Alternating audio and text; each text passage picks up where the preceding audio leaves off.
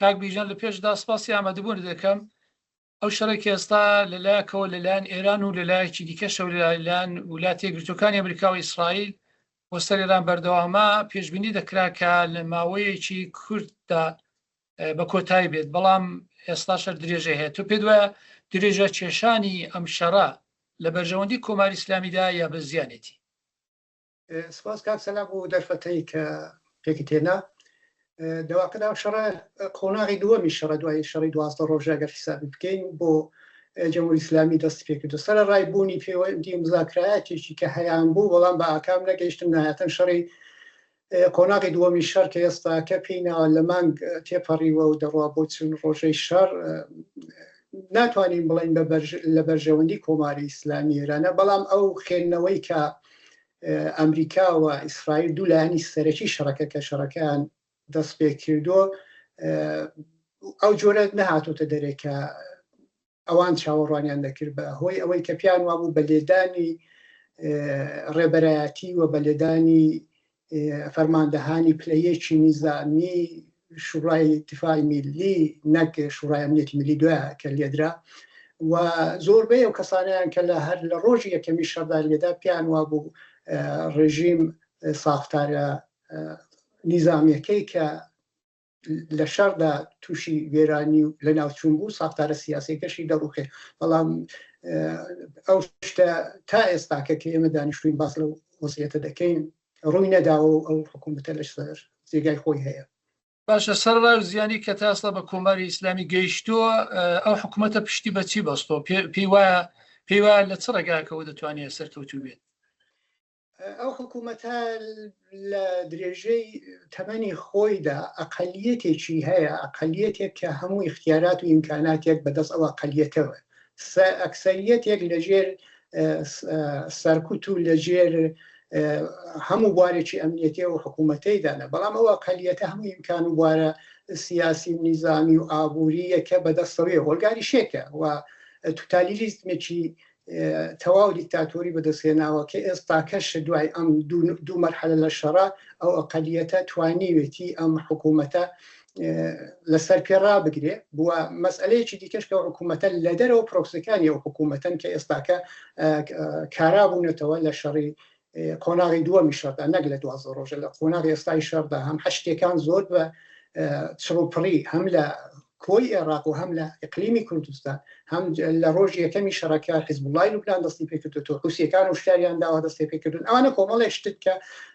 کۆماری ئیسلامی بۆ مانەوەی خۆی تا ئەو ساتەوەختە پشتی پێبەستۆ، لەگەڵەوەی هەولیش دەدا بە جۆرێک بۆ ڕاگررتنی شەڕەکە بەم شەرتە قەوارەیەک بە نێوی کۆماری ئیسلامی بێنێت.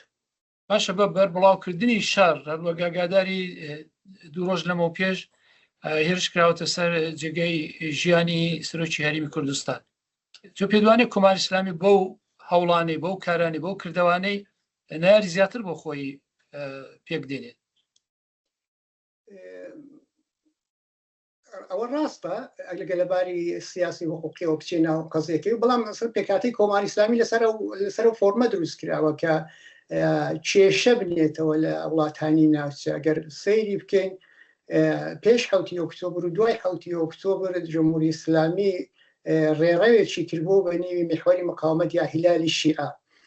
ئەو ڕێڕەوە هەر لە ئیقلیمی کوردستان ڕادەستی پێدەکرد، عێراق و وڵاتانی کەندا و تا دەگەیشتە سووریەی حافظ ئەسەد و نەهاتەن دەگەیشتە جنوبی لوبنان و شێوەکەی بە شێوەی جۆراجۆر لە وڵاتانی ئەوروپایش ئیمکان و دەرەتانێکی هەبوو کە بتوانێت لەسەر پێ ڕاوەستێ. ئێستاکەش بۆ پەرەدانی ئەم شەڕە ئەگەر سەیری بکەین ئێستاکە بەلانی کەم 10 بۆ 12 وڵات دەرگیری ئەو شەڕن، 3 وڵاتی سەرەکی وە وڵاتانی ناوچەی کەندا و عێراق، لوبنان و یەمەن، ئەوانە هەموو دەرگیرن و زەرەر و زیانێکی زۆری ئابووری و ئیمکانیاتی ژێر ساختەکانیان پێگەیوە. کۆماری ئیسلامی دەیهوێت لەو ڕێڕەوەی لەو شەڕێکە لە وڵاتانی ناوچەدا ناوێتەوە بتوانێت بە جوورێک خۆی نەجات بدا لەو وەزعیەتی کە تێکەوتووە. دوو حوتوو لەمەوبەر ئێوە لە فەیسبووکی خۆتاندا ئاماژەتان پێدا پێشبینی تا کرد کە ڕەنگە ویلایەتە یەکگرتووەکانی ئەمریکا بیهەوێت کۆنتڕۆڵی تەنگەی هۆرمۆز یا گەروی هۆرمۆز بکات.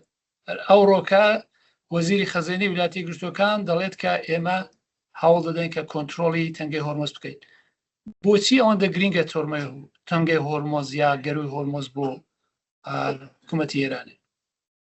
سەرەتا باوەتە دەرس بکەم کە ئەمریکا و ئیسرائیل نانهەوێت بە شێوەیەکی ناسەرکەوتوانە لەو شەڕە بچنە دەرێ، هەرچەند پێشبینەکانیان ئەوە نەبوو کە تا ئێستاکە پاشتر ڕۆژ نزیک بە چەند ڕۆژ لەو شەڕەدا ماونەتەوە بەردەوام لەوانیش دەدرێ و لە ئێرانیش لەژێر بەلاکانی لەژێر ساختەکانی لەباری ئابوورەکانی لەمانی دەدرێتەوە. بەڵام ئەوەی کە پەیوەندی بە تەنگەی هۆرمزەوەیە، تەنگەی هۆرمز ڕێڕەوێکی ئابووری و ئیکۆنۆمی نەوت و گاز و ئینەرژی دنیاە، بەتایبەت بۆ وڵاتانی ئاسیایی زۆر گرینگە، بۆ وڵاتی چین بەتایبەت، بۆ ژاپۆن، بۆ هەمووی ئەوانە.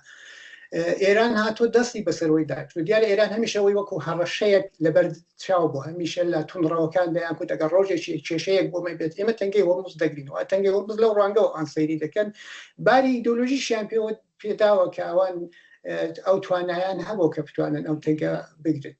بە هەر دلیلێک ئێستاکە هەیە ئەمریکا گەر نەتوانێت دەست بەسەر ئەو تەنگەدا بگرێت، واگەر نەتوانێت بەرنامەهایەکی هەیە وا دەخێنرێتەوە کە جەزایری سێگانە لەو ناوچەیە، جەزیرەی خارکە مرکزی ئەسڵی نەوتی ئێرانە، ئەوانە دەستیان بەسەردا بگرێت. دیارە ئەوە پێویستی بە پلان و بەرنمەیەکی تۆکمە هەیە، ئەوە کاریشی بۆ دەکات. تا ئێستاکە بەپێی ئامار 11,000 مارن ساتون هێزێکی زۆری دەریایی و هەوایی ئەمریکا کە سەرەکی ترین و بەهێزترین هێزی دنیاە لەو ناوچەیە.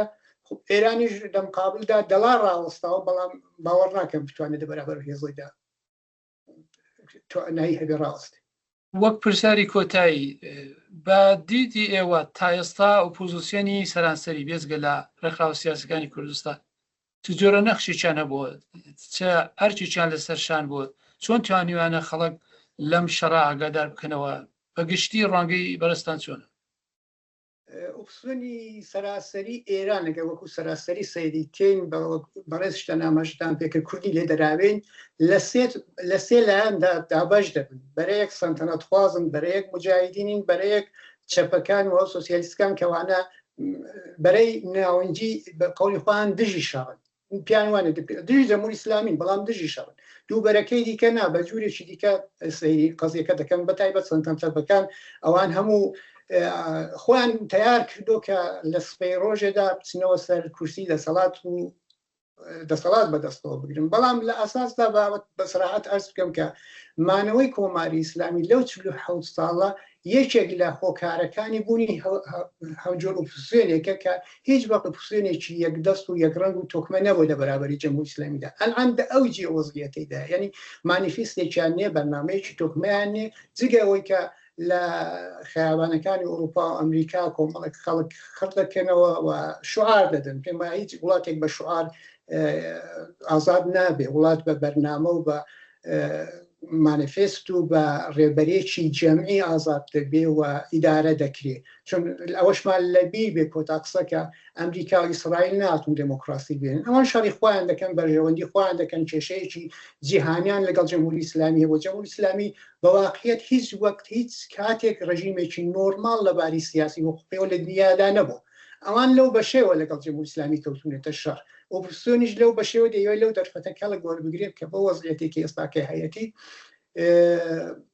من بە دووری دەزانم بتوانن تێیدا سەرکەوتوو بوون. ئەگەر ئەو ڕژیمەش بڕوخێ ئێمە کێشەی گەورەترمانێت، بەتایبەت وەکو کورد لەگەڵ ئۆپۆزیسیۆن. بیژەنی قارەمانی چالاکی سیاسی گەلێکتان سپاس دەکەین بۆ توێژ. زۆر سپاس بۆ ئێوەش و بۆ بینەران.